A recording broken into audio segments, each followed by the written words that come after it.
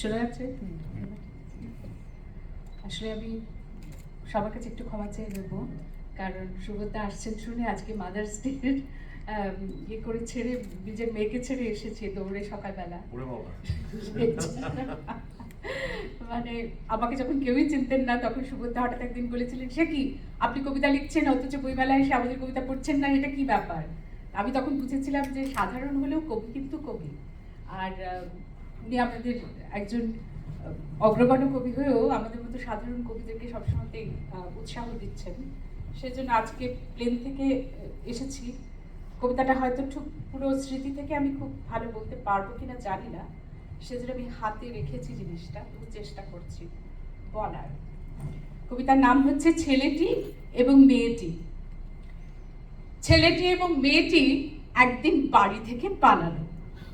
আপাতত তারা একটা গভীর অরণ্যের মধ্যে ঘুরে বেড়াচ্ছে, কিন্তু ছেলেটির বাবা খুঁজে বেড়াচ্ছে মেয়েটির বাবাকে। ছেলেটির মা খুঁজে বেড়াচ্ছে মেয়েটির মাকে, আর ছেলেটির দাদা খুঁজে বেড়াচ্ছে মেয়েটির দাদাকে।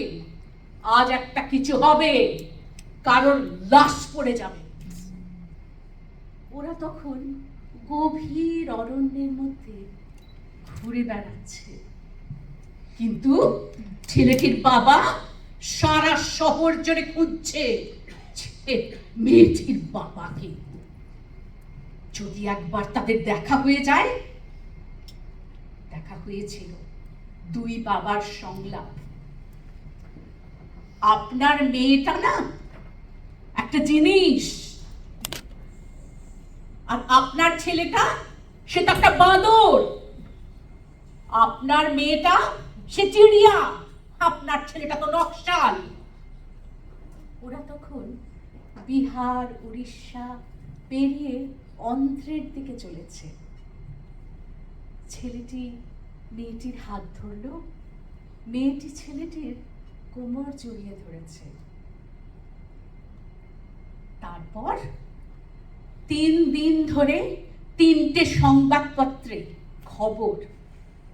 ওরা কিভাবে পালিয়েছিল, কোন কলেজের ছেলে মেয়ে, মেয়েটির চরিত্র কেমন, ছেলেটা ওকে তো দলের নেতা ডেকেছিল কেন। ওরা তখন অন্ধ্রপ্রদেশে সূর্যাস্ত দেখছে।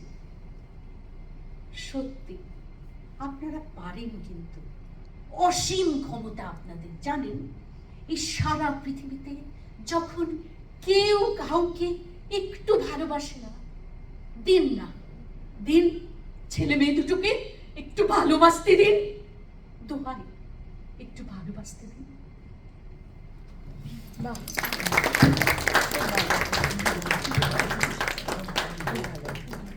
অমৃতা, ভীষণ ভালো লাগলো। আমরা আস্তে আস্তে আমাদের শেষ